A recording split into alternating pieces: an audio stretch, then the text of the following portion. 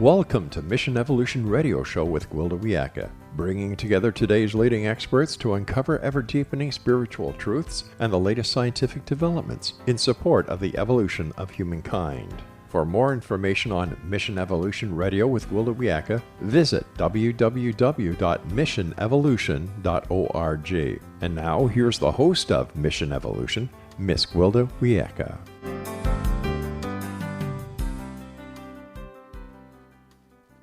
Hello, my visionary friends. Thank you for joining us on another exciting adventure into future possibilities. This is Mission Evolution, where we share innovative thoughts and information with today's leading experts, bringing evolutionary solutions to today's unique challenges. You, my treasured audience, are a very important part of this discussion. Email info@missionevolution.org with any comments or questions.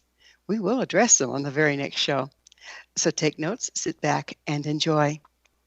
This hour, we'll address the power of heart-based medicine. It's been over a year since the foundation of our collective reality was ripped away, replaced by the fear and uncertainty of navigating a worldwide pandemic. Most of us are more than ready to move on. But before we can push forward, we need to address some burning questions. What lasting impact has this experience had on us, our children, and our children's children? How has our faith in medicine and government been affected? What have we learned from COVID-19 that can transform medicine? How can we heal from this encounter? But most importantly, how can we use the experience to evolve into a new way of being in the world?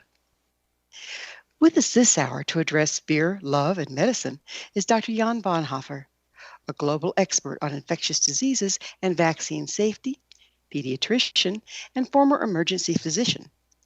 Dr. Bonhoeffer serves as professor of pediatrics, infectious diseases, and vaccines in the University of Basel Children's Hospital, Switzerland. As a former consultant with the World Health Organization and the Centers for Disease Control, he co-authored more than 120 peer-reviewed articles in medical journals. He is the author of the new book, Dare to Care: How to Survive and Thrive in Today's Medical World, and founder of the nonprofit foundation, Heart-Based Medicine. His website, heartbasedmedicine.org. Dr. Bonhoeffer, thanks for joining us on Mission Evolution.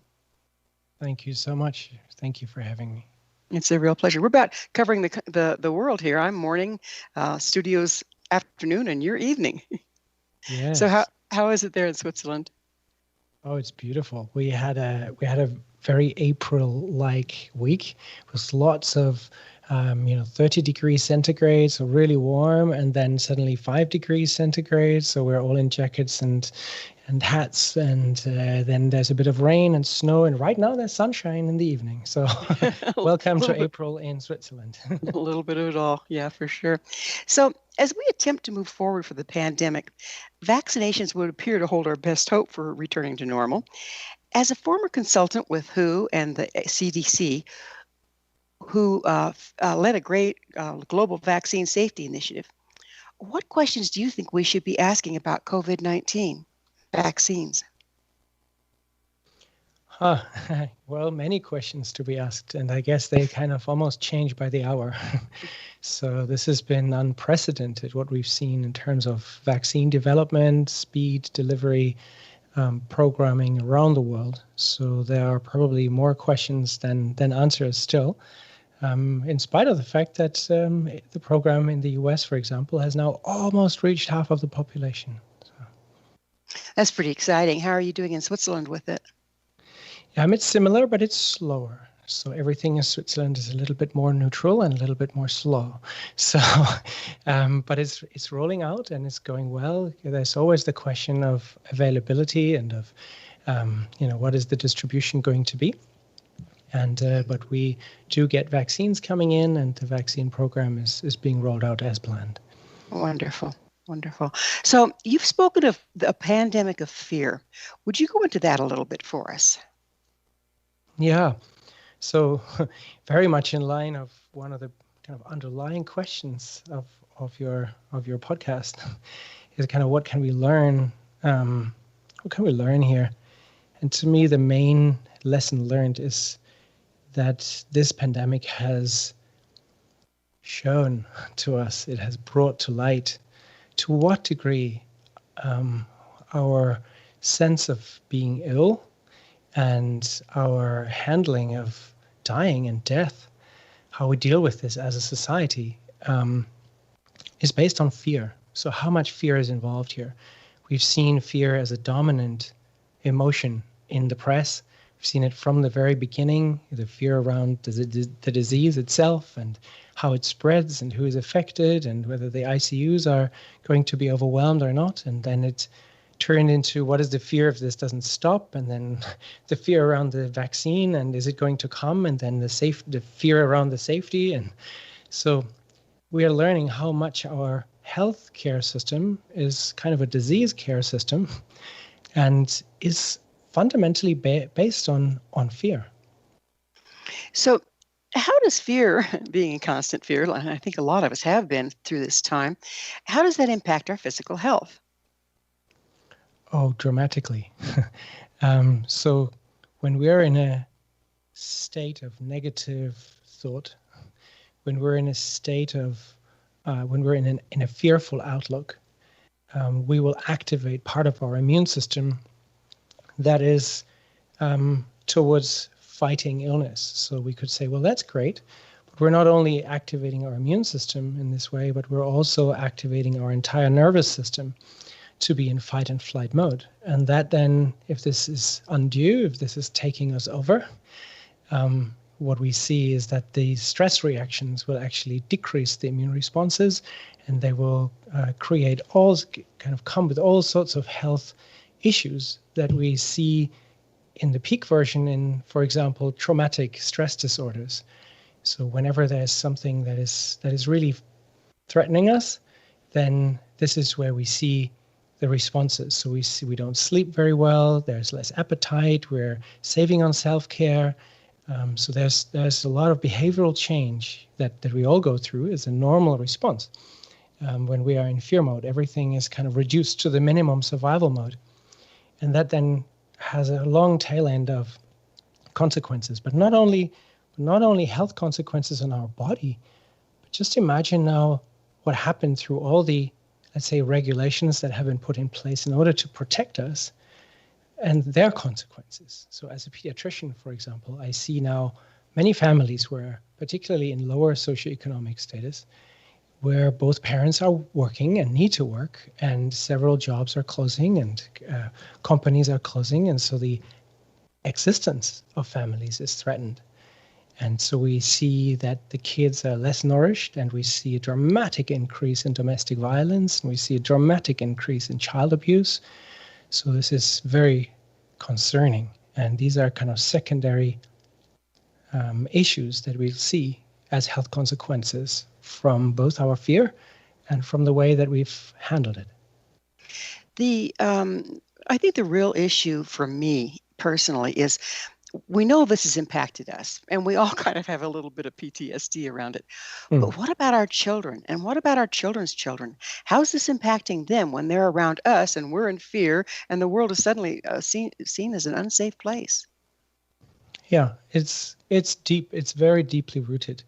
So when we particularly look at the younger children, when we look at toddlers, so babies, infants, and toddlers, all the impressions that they get now are forming their lives. It's not just an experience during lifetime. It's an experience that really burns deeply on their hard disk or on the CD. It really changes their behavior, and we see this every day. As a pediatrician, I see this every day. For example, let's say when I examined a child, when I come to a room and I examine a child, when I was an early resident, so a young resident, then it happened regularly that babies were crying when I came in because I was just so stressed out. And so they felt, oh, this is not good news if I'm already ill and now somebody comes in. But then during the rest of my career, this has changed. And so it was very easy, and I learned how to deal with it. And I learned to use my facial expressions and the energy that I use in the room that I hold when I enter the room is very different. So they feel relaxed and comforted and good. Now, ever since I'm wearing a mask, this has changed again. So we had to learn completely new behaviors as a lot of the facial recognition that babies and toddlers need in order to read our faces and to see whether we're friend or enemy. This is not there anymore. So they're So learning. even the masks have been impacting the children. Oh, yes. Oh, that's just amazing, isn't it? Now, when we're in fear, we're out of the heart, right? We're in the back brain, fight or flight, aggression. And so when we're in fear, we're not in our heart, and they're the tools that you've been using, it sounds like, to calm children is coming from your heart. So is this also impacting children when the parents are out of heart, the people around them are out of heart? How can they connect? Absolutely, particularly when you're at an age where language is music but doesn't have the same meaning as it has for adults. Then what children read is the energy. So a baby knows very well when mommy is tired or is happy or is energized or worried or concerned. The energy that the emotion that the mother has and holds will immediately be picked up by the children. And it's the same, is strongest with the mother usually, but then it's also with everybody around. Children are very sensitive to what's the vibe, if we want to use that term, around them. What does it feel like? And they have been now exposed to an energy of fear and distancing, and they've learned that this is normal, and they're not growing up that hugging is normal and that shaking hands is normal and that kissing is normal, that distance is normal. This is a very new paradigm. We will need to see in the next years what it means. So the social distancing is impacting the poor little rascals as well. Yes, tremendously. Imagine you want to go play and then you have to wear a mask, and then you don't want to wear a mask, but then mommy tells you either you wear a mask or you can't go to the playground. Yeah, or you can't even go to the playground with or without mask because there's lockdown and it's just prohibited. You can't go. And then how do you explain this to a 3-year-old? It just doesn't make sense to any degree. So they're isolated. How about the older children, the ones that knew what life was like before COVID and before all these restrictions? How are they being impacted?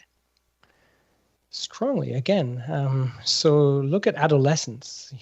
In a phase of life when you're trying to figure out how can I kind of get my feet on the ground, and how can I be stable on my own, and how can I take responsibility, and how can I reach out into this world and start to create my own story and create my own life and learn how to do this. And now you're completely blocked out. You can't meet with friends, you can't socialize, everything is digital, you can't meet in school, you can't do any sports, you can't. So many of the things that are really helpful, activities that are helpful for adolescents, are not available. So we're just about out of time in this segment, but what's digital done to heart connection? You're not in the proximity. I mean, is it interfering? Oh, yeah. We've learned new skills. We've learned how to interact through digital media. We've learned how to connect and how to feel the other person and kind of get a sense of what's going on. But I think everybody is longing for connection. Everybody's longing for actual meeting with people, real meeting. And we all know what the difference is. So this going through this is actually pointed out the importance of that heart connection. Yeah, it's fundamental to our lives. I mean, we know what happens when we isolate babies. They just simply die. Mm-hmm. It's just that. So we're now not doing that. Not everybody's dying right now, but somehow everybody's dying a little bit inside and wishing to recuperate and to come back and kind of return to a normal human life with normal human interactions. Well, it is that time for that commercial break. Dr. Bonhoeffer and I will return shortly, so you stay right there. Coming to you on the X-Zone Broadcast Network, www.xzbn.net, and the X-Zone TV channel, www.xzonetvchannel.com.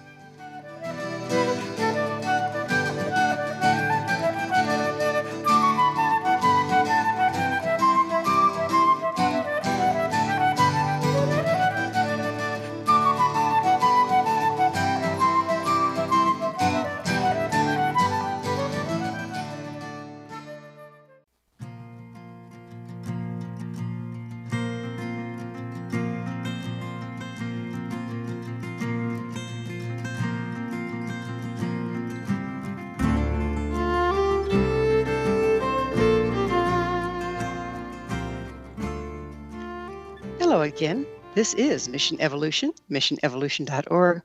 To our faithful and thoughtful audience, we really value your opinion and would love to hear from you. What do you think about bringing heart into medicine? Email me at info@missionevolution.org and give me your thoughts or questions so we can all share them on the very next show.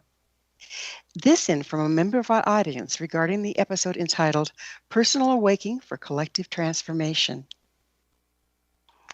JC states, I loved this episode. It was way past time that we tend to our interior landscape rather than blaming it on the world for our perceived woes. Thanks for contacting us, JC. Changing the outside by healing the inside sure makes sense to me. I'm glad you enjoyed Michael Sapero's message. He was a joy to have on the show. Curious, dear audience? Visit our archives at missionevolution.org. Listen to the episode entitled Personal Awakening for Collective Transformation and let us know what you think. With us this hour discussing the power of love in medicine is Dr. Jan Bonhoeffer. His website, heartbasedmedicine.org. Dr. Bonhoeffer, we were talking about how when we're in fear and not in heart, it really impacts everyone around us. What does it look like? What do you see happening in mass where everybody out there is in fear? Is everyone changing as a result? And how's that impacting the health? Yeah, thank you. I believe we see this. I see this certainly in my office, but I think everybody can see it. Everybody who's allowed to go out at this point. When we're closing our hearts, we're isolating ourselves. And this is not the most enjoyable human state to be in. So what happens is that we're starting to gradually constrict. And that means our outreach is less, our creativity is less, our connection with others is less. We're kind of going into our cocoons. And partially this can be turned into, something enjoyable for a while, but when that lasts too long, then a sense of isolation comes up. And that's when we go into depression and we go into frustration and despair and longing and projections, and that usually then impacts on our relations to others. So we see this really strongly in families right now that are very stressed by all the regulations and interventions and burdens on our lives. How can what's the best advice you have for parents to kind of turn that around so they can be present in the heart for their children? Yeah, being present. I think that's the key. And this means not only just the body being next to the other, but to be actually fully present and fully aware and awake and available for our kids. So it is sharing love. For kids, they say love is spelled Time. So if we have that time that we take and we really make it quality time where the kids feel the love and the appreciation and how important they are to us and how dear they are to us, that is what is nourishing, particularly at the times when they can't see their friends. It's certainly a difficult time. You also speak of the effects of doom scrolling during the pandemic. What is doom scrolling and how is it affecting us? Well, it's kind of this funnel that you can get into, right? So when things are getting worse and worse and worse, then that's where our attention goes. And don't we all know this? Like when we go to, let's say you want to go shopping and you're looking for shoes, then suddenly everybody's wearing shoes, right? So that's where our attention goes. And if we're concerned about something, if we're fear-driven, then we're looking for stories that are actually confirming our inner state. So we're saying, oh, now I understand why I'm so fearful because all of these things are happening. And then we're just, we're Googling and YouTubing and social mediaing and more we confirm the despair and the negative state that the world is around us in a way to explain our inner state. And that's kind of a self-fulfilling prophecy. So we do have a choice point here where we can actually step out of this spiral going downwards and seeing everything more and more negative. There's a fine line, though, between that and going into denial, yes? Oh, absolutely. Yes. Um, I guess that's the mechanisms that our brain has. That's the language of the brain. It's kind of aggression, suppression, ignoring, and running away. um, that's the methods that our brain has, if you like, the cognitive part. If we look at our heart's language, that's different though. Then we're available. We can look at the reality. We can accept reality and see where is our choice point. Where is the point where we can take down the mask and where we can pause and be present and engage. I like that word choice point. Would you go into that a little bit more for us? What's the choice point? The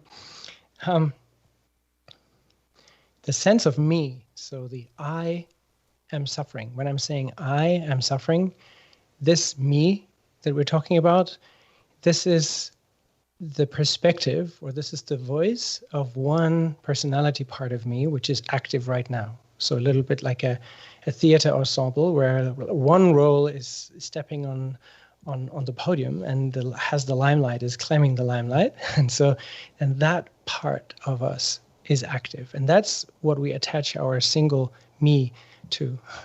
But that's not reality. In reality, we have many personality parts, and we have a choice to see that at every given moment, we have different personality parts in us.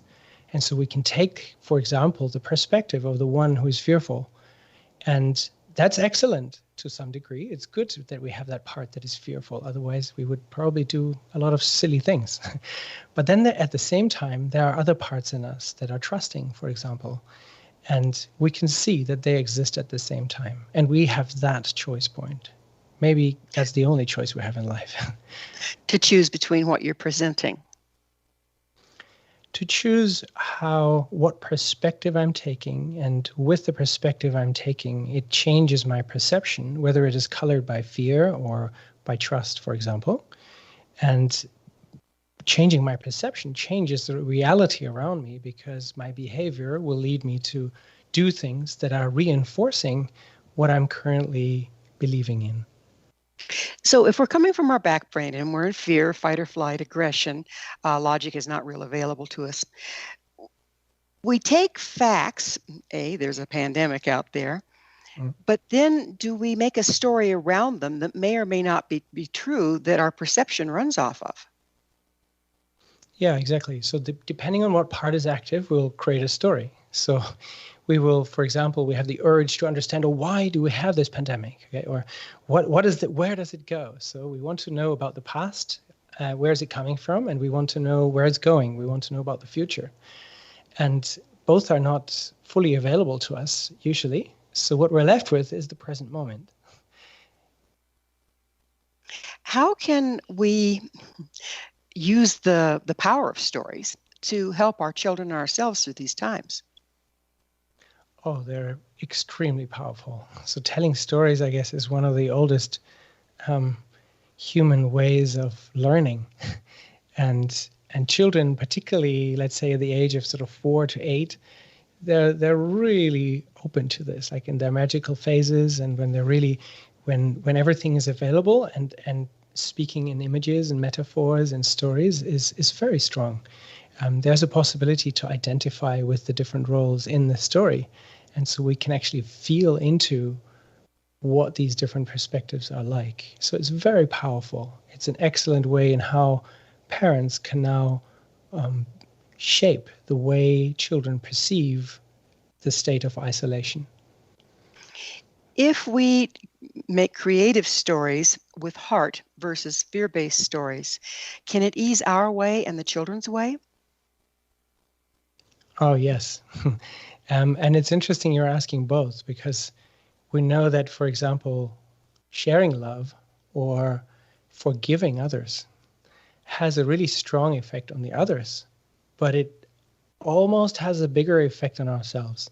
So giving love and forgiving others has a very strong effect on ourselves. So when we share stories with the intention to heal, to console, to create a positive outlook, to create an environment of safety and trust, we are part of this. We have to take that inner perspective. And once we do, then this has changed ourselves. Do you think that we actually create a different existence and outcome based on the stories that we choose to tell ourselves and each other? Oh, absolutely. So we see this at all ends. You see this at high performance sports. There will be nobody running for the gold medal, for the Olympic medals, and reforming to themselves before the race that I'm not going to make it, I'm going to lose. So it makes a huge difference whether we use positive affirmations, for example, or not. But much deeper than positive affirmations is, are we able to connect with our hearts in a space of stillness that is a trusted space, that is an open space and is a vulnerable space? And are we strong enough? Do we care? Do we dare? Do we dare to be vulnerable and to receive the next, if you like, inspiration? So what to do as a next step? Do you feel that the inspiration comes from stepping out of fear and into heart? Yes. When we're in fight and flight mode, if we're in fear mode, the bandwidth of inspiration is really narrow, and it's usually, if we use the term intuition, for example, then there is one very fine line, one stream of intuition is available, but it's usually an experience-based type of intuition. If we're really going into a state of relaxation, then there's a whole range of different kinds of inspirations or intuition routes available to us that are certainly not there when we're in fight and flight mode or when we're in sympathetic overdrive. So intuition when you're in fight or flight is more danger-based versus creative? Yeah, I guess it's interesting. So it depends on how we determine creativity. I guess the creativity is more focused. It's really very targeted at survival, for example, or at the stress management. And it is very hard to be actually open at these moments for insights that are not crafted by ourselves, but that are kind of coming out of the blue, that are coming out of left field. We're saying, oh, where did that come from? And then suddenly there's clarity. So there are different kinds of intuitions, and there's a rich portal that may inform us that is not available to us when we're in focus lock in a state of fear. Do you think that portal that you're speaking about is more like the unified field, or where all knowledge is stored? Yeah, so the unified field or the knowing field are excellent terms for this. These are ways to talk about something that I have difficulties finding words for, but I think they point in the right direction. There's certainly something that is bigger than us and ourselves. We're certainly part of a field where we are only one tiny element of, and it has proven useful to me and helpful and consoling, and in many ways just alive to accept that there's something much bigger than I am and to trust in that. And isn't that what's needed today, is the ability to find new information and new solutions to our unique problems?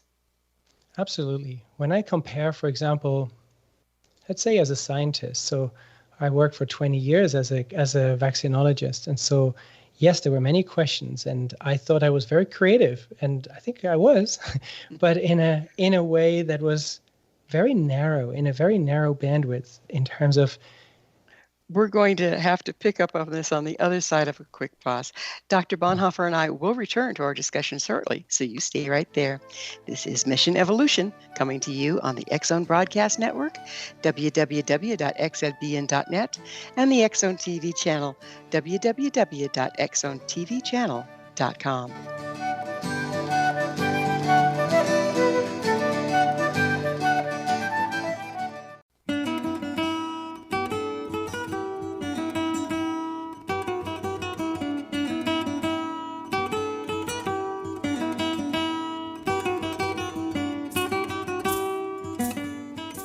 Welcome back. This is Mission Evolution.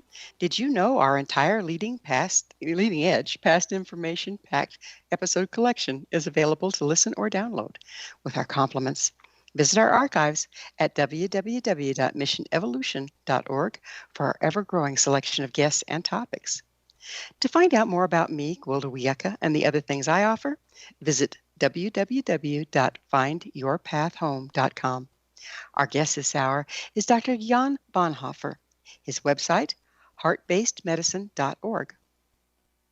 We were just getting in, Dr. Bonhoeffer, we were just getting into how, as you're working with the different scientific things that you're doing, accessing that unified field or intuition to a knowledge base larger than our own can really make a difference. Would you continue with that thought, please?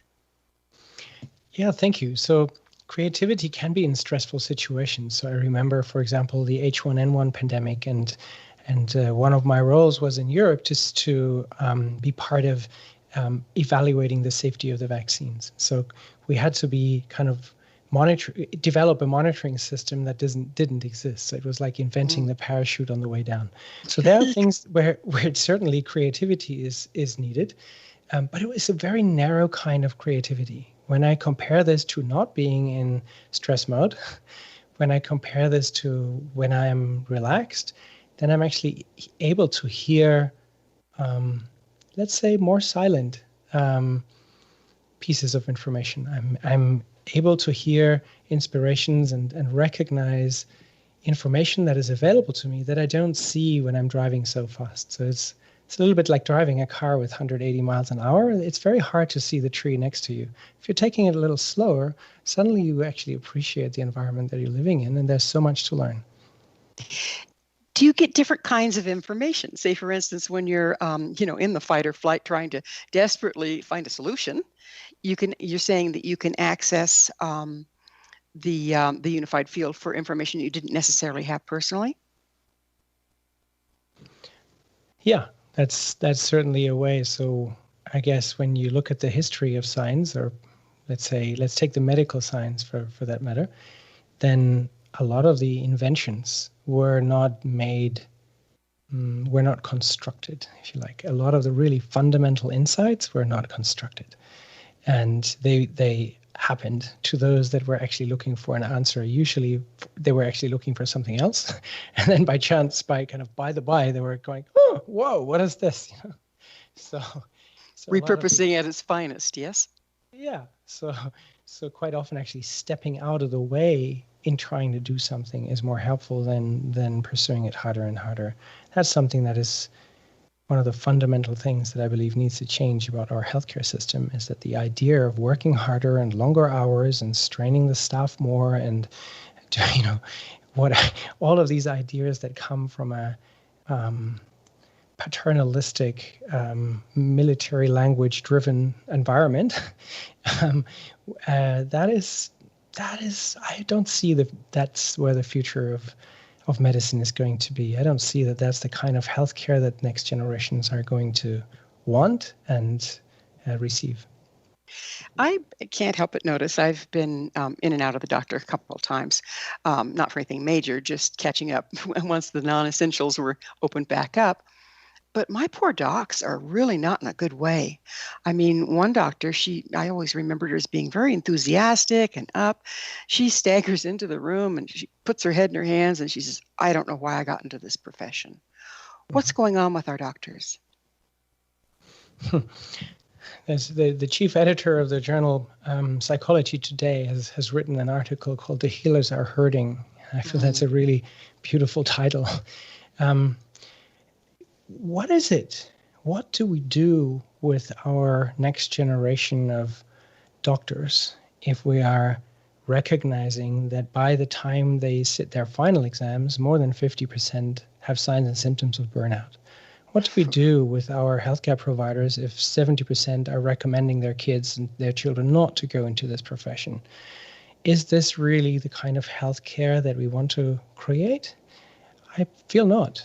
So right now, healthcare professionals, starting with this spark, with this inner motivation, with this inner flame to do something meaningful and helpful and contributing, ending up in a machinery that doesn't really support this initial motivation. And at the end, it leads to healthcare professionals being frustrated, going into depression and burnout and suicide. What is it that we have a profession that is the healthcare profession, and it has the highest rate of suicides? What are we doing here? Therein lies a great question. I have a doctor friend, and he told me, and I don't know how it is where you are, but he says it seems like that when you went into medical school, you come in all, gung-ho and full of altruism, and it's almost like that they intentionally beat that out of you because they feel that that's not going to serve you. Have you experienced that in Switzerland? Oh, absolutely.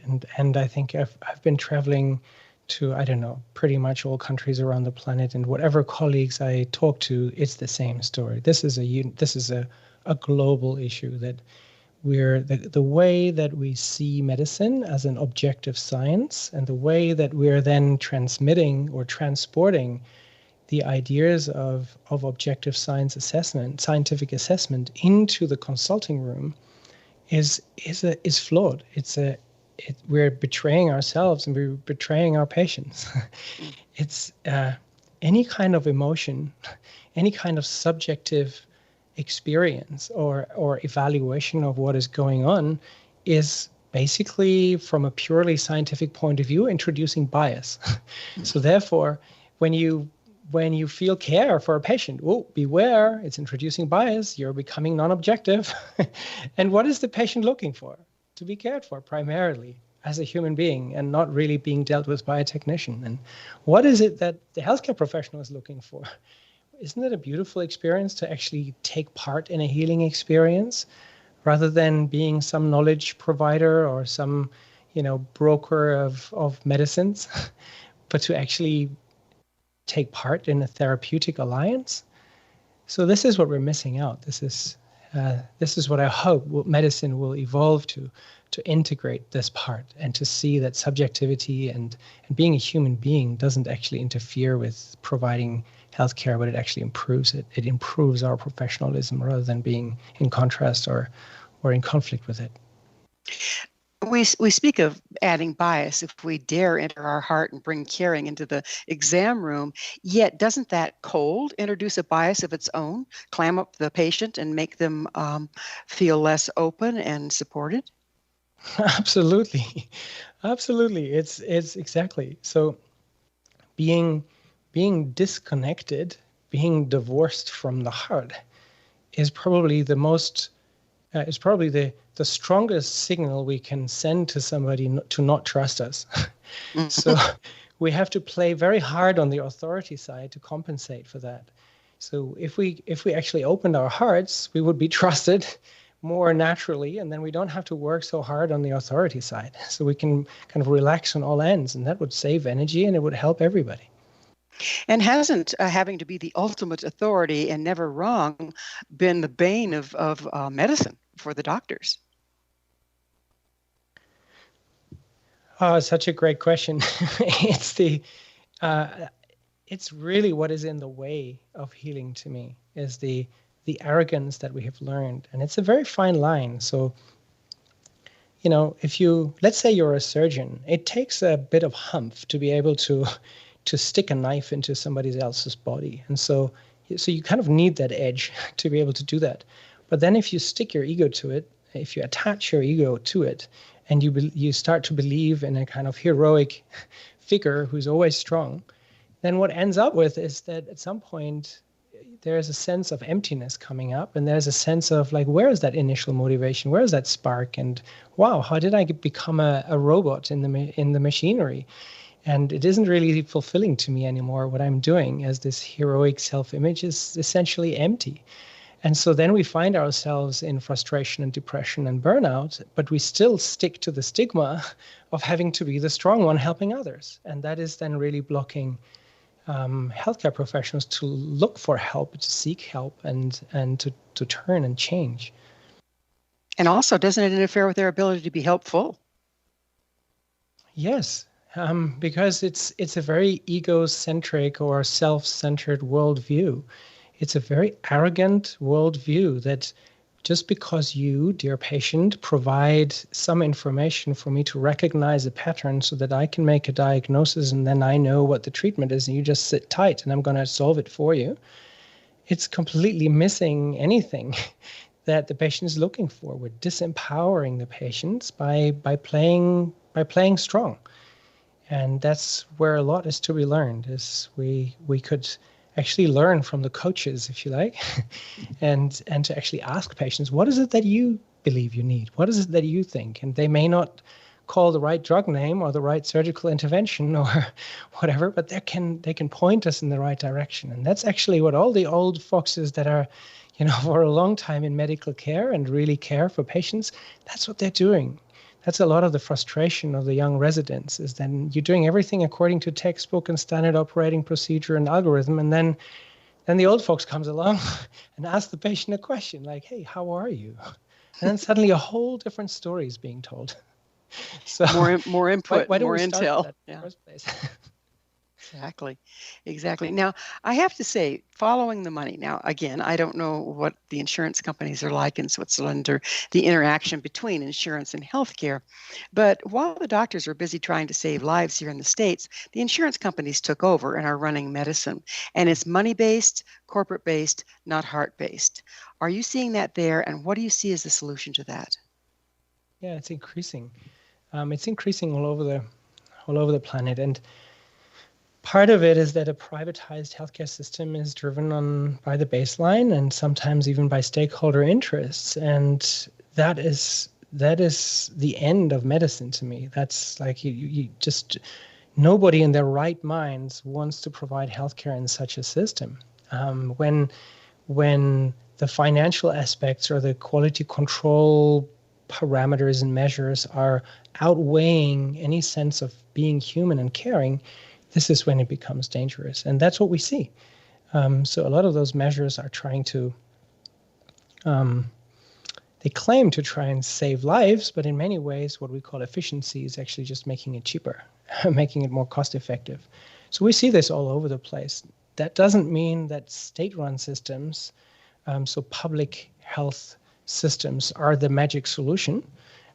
There's also problems with that. I believe we have to go back to the drawing board and see how we can rethink healthcare in a way that is not run on resources.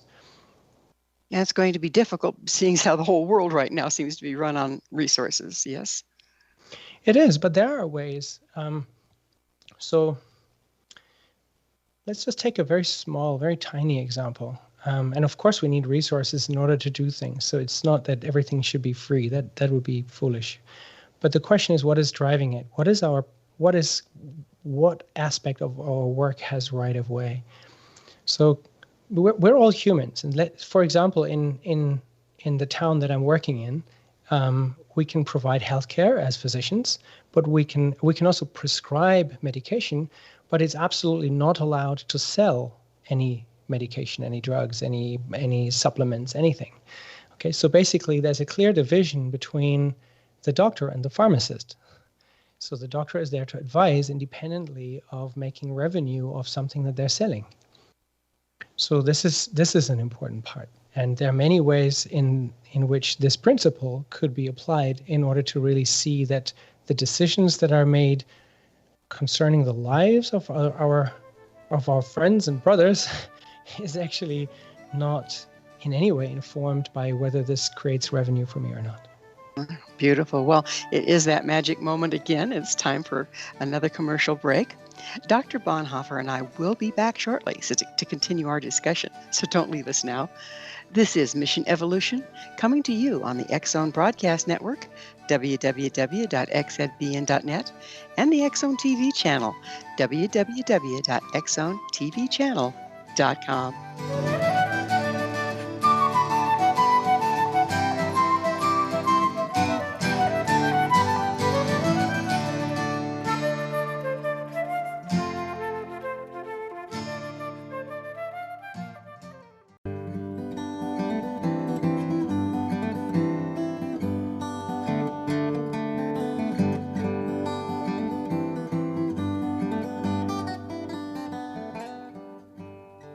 Welcome back. This is Mission Evolution, bringing together gifted people of service to the world.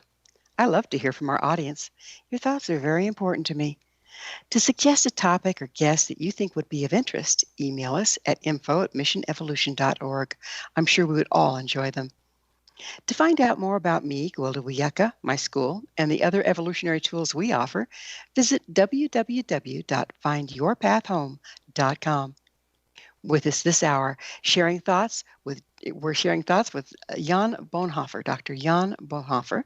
His website is www.heartbasedmedicine.org. We were just getting into how we can take the money running the show out of medicine. How do you think that would change the face of medicine and what our docs go through? Because it feels to me like they're really being abused by this system the way it is. Yeah, many colleagues feel like this. It depends on where you are. In some places, it's more bearable than in others, and a lot depends on who is running the institution. From a business perspective, physicians are part of the cost model, and so the less we have, the better, and the more they work and the longer hours they do, and the more patients they see per time in particular, will increase the revenue. And that is not in line with quality in healthcare, and that is not in line with actually supporting the staff that is bringing the revenue for the hospital.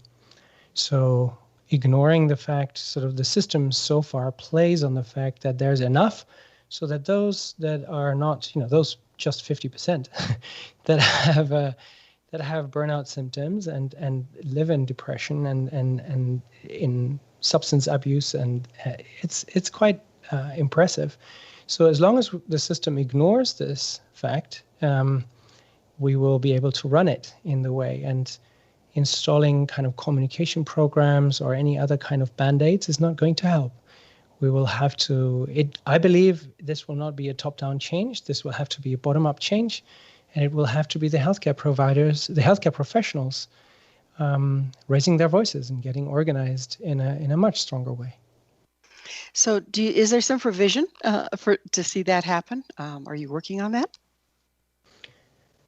Well, in my humble way, yes. So, I'm not politically active. I was politically active in several ways, but I believe that what is at the heart of healing is love.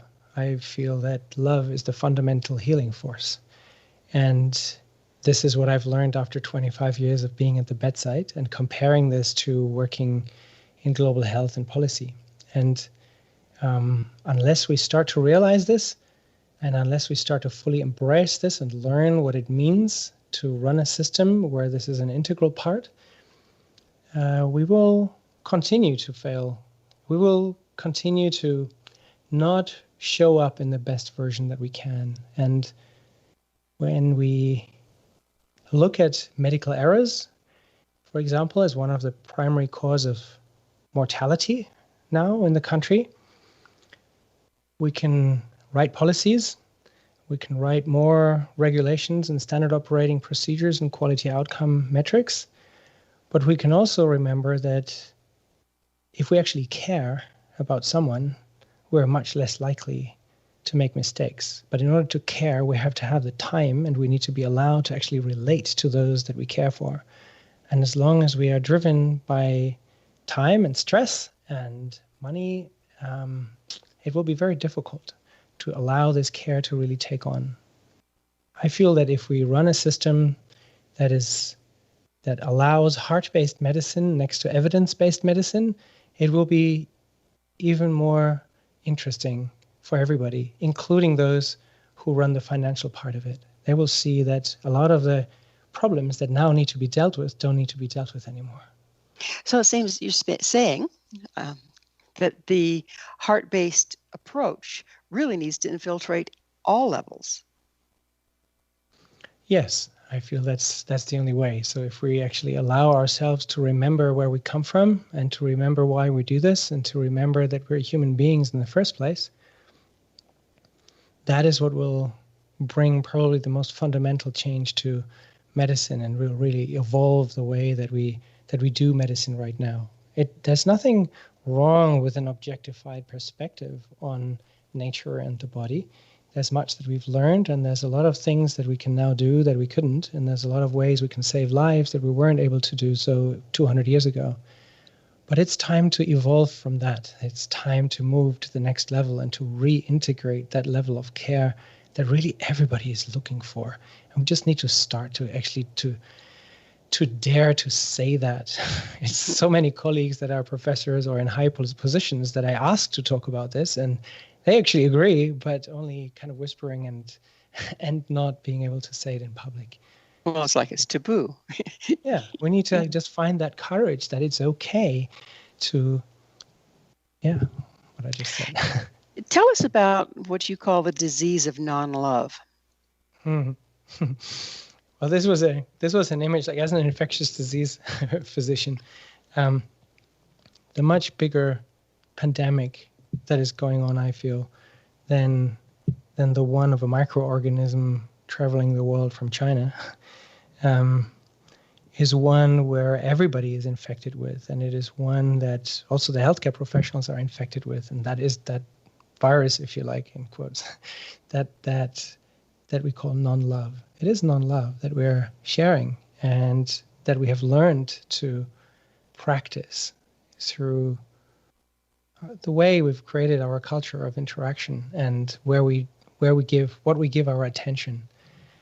And if we learn to deal with non-love, whoa, this would be a major advance. Then in many ways, healthcare could become a model of care, and then this model of care may be a model for peace in a way that we can learn to truly care for each other in a way where fear is not running the show and where a sense of being isolated isn't running the show, but a deep understanding of the actual connection that is between everybody on this planet, and that we actually learn to serve this connection.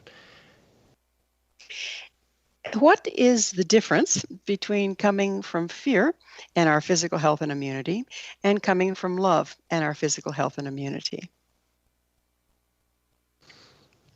When we are in fear, we're in stress mode, and when we're in stress mode, our immune system it doesn't shut down, but it's definitely the regulation of the immune system is derailed. So we're more vulnerable to infections. If we live in a state of fear and stress, we're more likely to become ill. And if we are in a state of trust and connectedness, none of those suppressing elements of stress and fear are around, and our immune system is more adaptive to our environment. More fluid. We're more fluid when we're not in fear, aren't we? Yeah, it is, yeah. So what have we learned from COVID-19 that can transform medicine? Let's turn this one around. Well, it has highlighted a lot of system deficiencies, and it has highlighted where we can improve. And one of the key ways that we can improve is to see that those who really care among the healthcare professionals are now, we've basically driven them to the wall. So this is not acceptable, that at the end of a pandemic, those who provide the care are at the end of their tether. So we have to see how the healthcare system can be more scalable. And we have to learn from all those just bluntly inhumane situations that happened around healthcare institutions now during the pandemic, where people were isolated in situations where they deserve to be together with their families, for example. This is just unacceptable. We can't claim that we're working in a healthcare system and we don't allow family members to come and visit a patient who is in a life-threatening situation, for example. It's just not human. So as long as our rules and regulations and the administration, if you like, whatever well-intended it is really infringing on our basic humanness, we really need to go back to the drawing board. So I think there are many lessons that can be learned when we go back to all the many situations that happened where people were left alone dying, when people were left unsupported, subject to rules and regulations rather than actually taken care of in a way that every human being would actually do. It seems like that was counterproductive because their health was suffering because of the isolation as much as the disease, would you say? Yeah, so both parts is this conversation. Both parts are understandable. Of course, we don't want whole families with lots of people with COVID coming onto an ICU where maybe half of them have COVID and the others don't. So we even have more of the bug circulating. So from a hospital hygiene perspective, for example, it's very understandable. Like rationally, it is understandable. But we have to find ways to enable a human interaction when our rational constructs are actually in conflict with basic ethical and human values, we're missing something serious. Dr. Bonhoeffer, what is your mission? I would like to see medicine evolve. I'd like to see medicine evolve to where the heart is welcome again and where love is accepted as a fundamental healing force. And I've worked with, for example, the World Health Organization as an advisor. And I have seen what the mechanisms are. And I'm teaching in universities and I've seen what the mechanisms are. And if the learnings from the last 20 years could help me bring this message to the World Health Organization and to the universities so that we can change the way we educate the next generations of healthcare professionals, I would believe firmly that our children and their children will have a different outlook to life and to care and to how we deal with illness and how we deal with death. So bringing heart back into educating our healthcare practitioners. Yeah. So I believe it was Max Planck at the time who said hypotheses are not disproven; they're dying out. So I guess it's very difficult to change the current stakeholders in the system. We can appeal to them, but I would say my focus is on the next generation. So I hope that we can those who are willing to hear and are resonating with the message now are more than welcome to join and co-create. And those who are not jaded yet, that's where I put my hope on. Well, it's a beautiful place to put your hope. And having spoken to you for an hour, I am much more hopeful. Unfortunately, we're out of time. Dr. Bonhoeffer, thanks so much for coming on the show. Thank you so much for having me. It's been a real pleasure. Our guest this hour has been Dr. Jan Bonhoeffer, a global expert in infectious diseases and vaccine safety, pediatrician and former emergency physician. He is the author of Dare to Care, How to Survive and Thrive in Today's Medical World. His website, www.heartbasedmedicine.org. Remember, our entire information-packed past episode collection is available for listen or download free of charge. Visit our archives at www.missionevolution.org for our ever-growing collection of guests and topics. This has been Mission Evolution with Gwilda Wiyaka, coming to you on the X-Zone Broadcast Network, www.xzbn.net, and the X-Zone TV channel, www.xzonetvchannel.com. Join us next time as the mission continues, bringing information, resources, and support to our evolving world.